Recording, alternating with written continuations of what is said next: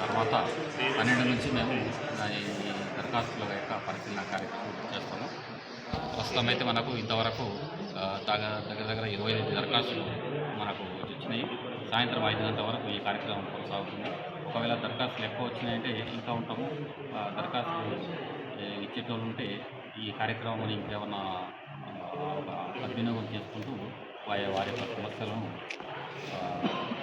మా దృష్టికి తీసుకొస్తే మా నుంచి ఏ విధమైన సహకారం ఉంటుందో వాళ్ళకి ఆ విధమైనటువంటి భూ సమస్యను పరిష్కరించే తగు చర్యలు విధానం ఇప్పటివరకు మీకు ఇలాంటి సమస్యలు సార్? ఇప్పుడు ఫిర్యాదులు నాకు వచ్చింది సార్. విరాసత్కు సంబంధించిన సమస్యలు వస్తున్నాయి.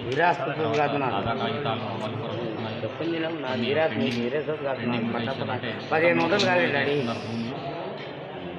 కానీ ఇంతవరకు అమలు చేసుకోలేదు.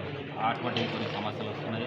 అదేవిధంగా పిఓటికి వీళ్ళు చాలామందికి ఇక్కడ అసైన్ భూములు అమ్ముకోవడం జరిగింది. కొనుగోలు చేసిన వారు ప్రస్తుతం కాస్ట్లో ఉన్నారు. వాళ్ళ పేరు మీద పట్టా అమలు చేయండి అని చెప్పి చాలా మటుకు దరఖాస్తు వస్తుంది. ఇప్పటివరకు సార్ పాడి భాగస్తుల్లో ఇప్పుడు పొజిషన్లు దాంట్లో కూడా ఇబ్బందులు ఎదుర్కొంటారు కదా, దానిపై మీ స్పందన? అటువంటి దరఖాస్తులు కూడా స్వీకరిస్తున్నాము. తీసుకున్న తర్వాత మండల గిడదవారు సర్వేకి పంపించి వాటి పరిష్కారానికి చర్యలు తీసుకుంటాం. ఇప్పుడు డాక్యుమెంట్ ప్రకారంగా తీసుకుంటారా లేదా ఇంతకుముందు ఏదైనా తెల్లకాయల ప్రకారంగా తీసుకుంటారా? డాక్యుమెంట్స్ అయితే ఆటోమేటిక్గా అయిపోతాయి. ఎందుకంటే రిజిస్టర్డ్ డాక్యుమెంట్ ఉంటే మనం వాళ్ళకు ఒకసారి నోటీసులు ఇచ్చి డాక్యుమెంట్ చేసేస్తాము. సాదా కాగితాలు అనేది ఇప్పుడు హైకోర్టు పరిధిలో ఉన్నటువంటి అంశం. అంటే హైకోర్టు ఫర్దర్ మనకి ఏం ఆర్డర్ వస్తుందో ఆ ఆర్డర్ని మన ఉన్నతాధికారులు ఏం ఆదేశాలు ఇస్తారో ఆ ఆదేశాలనుసారం మేము ఫర్దర్ యాక్షన్ తీసుకుంటాం. ఇంకొకటి సార్, ఇప్పుడు ఎంకటికి తెల్ల కాగితాలు రాసుకుని ఉడ్డాబామంది దాకా ఇప్పుడు అన్నదమ్ముల్లో ఒకటి పరిష్కారం ఉంటుంది. అలాంటి తెల్ల కాగితాలు కూడా దాని పక్కన పెట్టి మళ్ళీ ఎవరిని రిజిస్ట్రేషన్ చేసుకుంటే అవి డాక్యుమెంట్ నడుస్తా తెలియపడి నడుస్తా మీకు? అంటే పొజిషన్ ఇంపార్టెంట్. అదే పొజిషన్ ఇంపార్టెంట్. పొజిషన్ ఇచ్చిన తర్వాత మేము ఏం చేస్తామంటే వాళ్ళకి నోటీసులు, అందరికి నోటీసులు ఇస్తుంది. ఓకే, మేమేం చర్య తీసుకున్నా కూడా మా చర్య తప్పు అని చెప్పి వాళ్ళు అనుకుంటే మా పై అధికారులకు దీని మీద అప్పీల్ చేసుకునే అధికారం మనకి భూభారత్లో ఉంది. ఈ భూభారత్లో అది ఏంటంటే అప్పీల్ సిస్టమ్ అనేది చాలా ఇంపార్టెంట్ కనుక మేము తహసీల్దార్ తప్పు చేసినట్టు ఆర్డీఓ గారి దగ్గర ఏమైనా ఇబ్బంది అనిపించిందంటే మనకి కలెక్టర్ గారు కూడా తప్పు చేసినట్టే ఒకటి అపిలేట్ అథారిటీ అనేది ఒకటి ఉంది. మన ల్యాండ్ ట్రిబ్యునల్ నుంచి ఏర్పాటు చేసింది. ప్రస్తుతం అది సిసిఎల్ఏ ఆఫీస్లో ఉంది.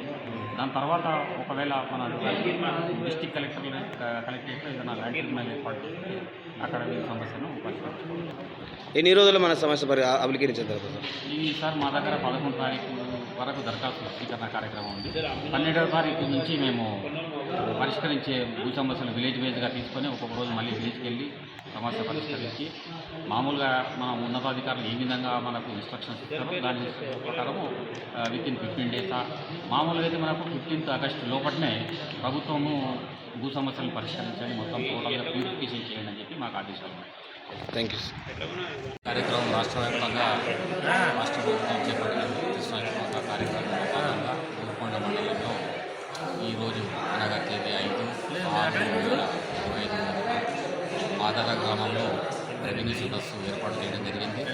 ఈ సదస్సుకు రైతులందరికీ నిన్ననే కాంటాలు వేయించి చెప్పడం జరిగింది. దానికి అనుగుణంగా ఎవరైతే భూ సమస్యల గురించి చాలా కాలం నుండి ఇబ్బంది పడుతున్నారో వాళ్ళ యొక్క దరఖాస్తులు స్వీకరించడం జరుగుతుంది. దీనిలో భాగంగా దరఖాస్తులు విరాసత్ ఎవరైనా తక్కువ జరిగిపోతే నిధుల కింద, అదేవిధంగా మిస్సింగ్ సర్వే నెంబర్లు, తర్వాత అమలు కొరకు, తర్వాత మనకు ఈ అసైన్మెంట్ పిఓటి కేసులకు సంబంధించిన దరఖాస్తులు, ఈ విధంగా పలు రకాల భూ సమస్యలకు సంబంధించిన దరఖాస్తులన్నీ స్వీకరించబడుతున్నాయి.